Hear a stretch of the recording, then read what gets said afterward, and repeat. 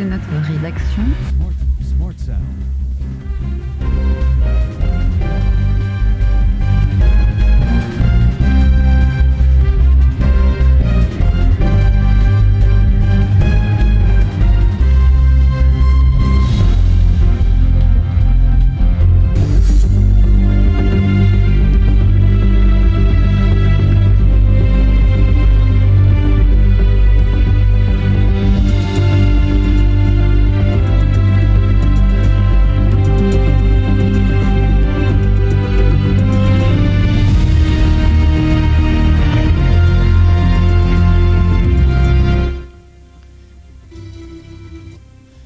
Bonjour, bonsoir mesdames, bonsoir messieurs, il est 22h52, nous sommes vendredi soir, nous sommes donc le 16 septembre et nous avons le plaisir de vous annoncer les dernières actualités dans les Ardennes et sur le plan national et l'inforoute et la météo qui suivra.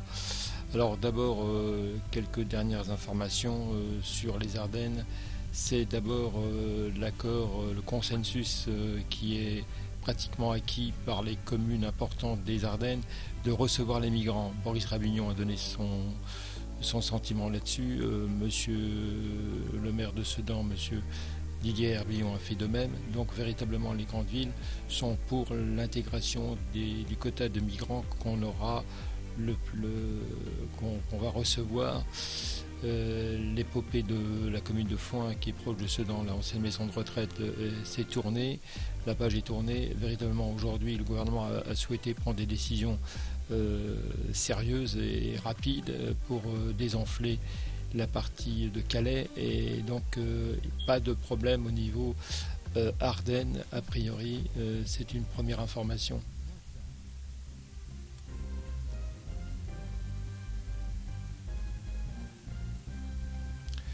Donc nous suivrons ça de près, mais en tout cas la volonté, donc comme je vous le disais, des Ardennes, c'est d'accepter sans problème, sans contestation.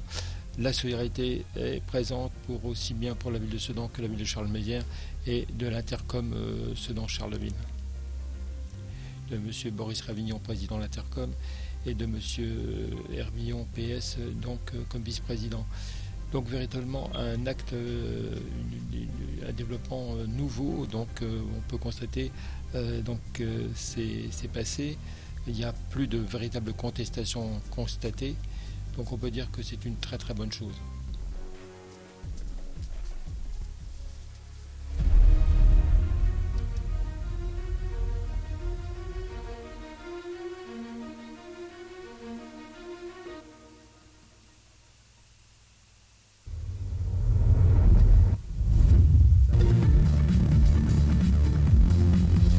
Info nationale avec notre rédaction nationale. En direct de notre rédaction, les dernières actualités.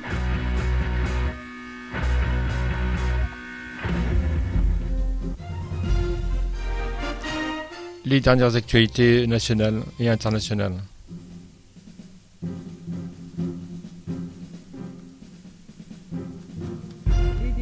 Les pays de l'Union européenne sont réunis à Bratislava, sans le Royaume-Uni, pour tracer les contours de l'Europe post-Brexit. Un sommet informel où la sécurité, la lutte contre le terrorisme, la relance de la défense européenne, mais aussi les questions de croissance et d'emploi dominent les débats. À son arrivée dans la capitale slovaque, la chancelière allemande Angela Merkel a reconnu que l'Union européenne était dans une situation critique. Le président français François Hollande a mis, lui, en garde contre une dislocation de l'Union européenne. Bratislava, ça doit être pour les Européens une impulsion nouvelle. Chacun connaît la situation. Le Royaume-Uni a décidé de sortir. Il y a des interrogations sur l'avenir de l'Europe. Alors, soit c'est la dislocation, soit c'est au contraire la volonté commune de donner un projet à l'Europe. De nombreux sujets divisent toujours les 27, comme la question des travailleurs détachés ou la répartition des réfugiés dans l'Union européenne depuis l'Italie ou la Grèce. En Syrie, de violents combats opposent le régime syrien à des rebelles dans la périphérie est de Damas. Il s'agit de la plus sérieuse violation de la trêve en vigueur depuis lundi.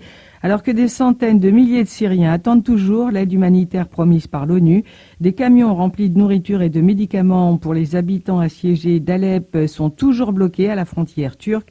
Hier, l'ONU a exhorté le régime de Damas à débloquer immédiatement la distribution de l'aide. Et puis en France, un campement d'au moins 1500 migrants dans le nord de Paris, où Soudanais, Afghans et Érythréens se sont installés dans des conditions sanitaires déplorables, a commencé à être évacué ce matin.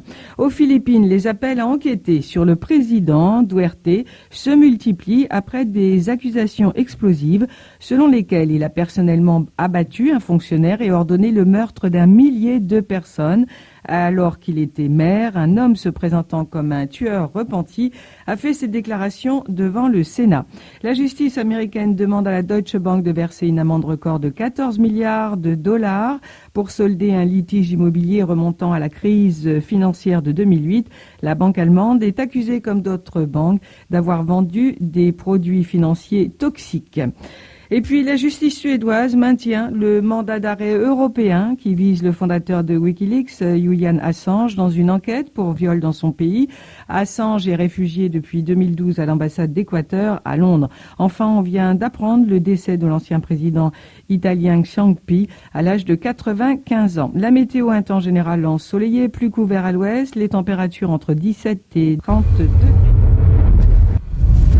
L'inforoute avec le club Entreprendre. Votre recherche d'invest. Vous êtes sur Autoroute Info, il est 22h30. Serge Nibio. Merci à vous de nous écouter. Nous partons dans le Loiret sur la 77 direction Nevers. Attention à ces objets sur les voies après le kilomètre 58 après la sortie 19. En Seine-et-Marne, un accident avec gêne au trafic est en cours sur la 5 direction Paris après le kilomètre 112 après la sortie 16. Une voiture en cause, voie de droite neutralisée sur plusieurs centaines de mètres. Il y a du monde sur place. En Haute-Savoie, sur la 410, direction Lyon, une voiture est immobilisée sur bande d'arrêt d'urgence au kilomètre 154, c'est après la sortie 19. Pas de gêne au trafic, mais du monde sur place. Un alternat vient de débuter sous le tunnel du Fréjus, alternat qui doit prendre fin demain matin à 6h. Comptez environ 3/4 d'heure d'attente avant de pouvoir accéder à ce tunnel. Côté météo, de la pluie, beaucoup de pluie, même par endroits, donc si vous êtes dans un secteur où la chaussée est mouillée, levez le pied. Sur le réseau autoroutier que vous empruntez, il y a des chantiers et même des fermetures. En région lyonnaise, le boulevard périphérique nord est coupé dans les deux sens. En Isère, si vous êtes à la nationale 481, vous ne pouvez pas rejoindre la 48 direction Lyon, la 48 qui est coupée en direction de Lyon entre les sorties 15 et 14. Maintenant, pour vous qui êtes en Auvergne, nous avons plusieurs fermetures. Vous ne pouvez pas accéder à la 75 direction Paris à partir de la Pardieu. Vous ne pouvez pas rejoindre la 71 direction Montpellier à partir du Brézé. Et si vous êtes sur la 711 en provenance de Saint-Étienne, la bretelle d'accès à la 71 direction Paris n'est pas accessible. Pour chaque fermeture, des déviations sont en place, des fermetures qui vont durer toute la nuit.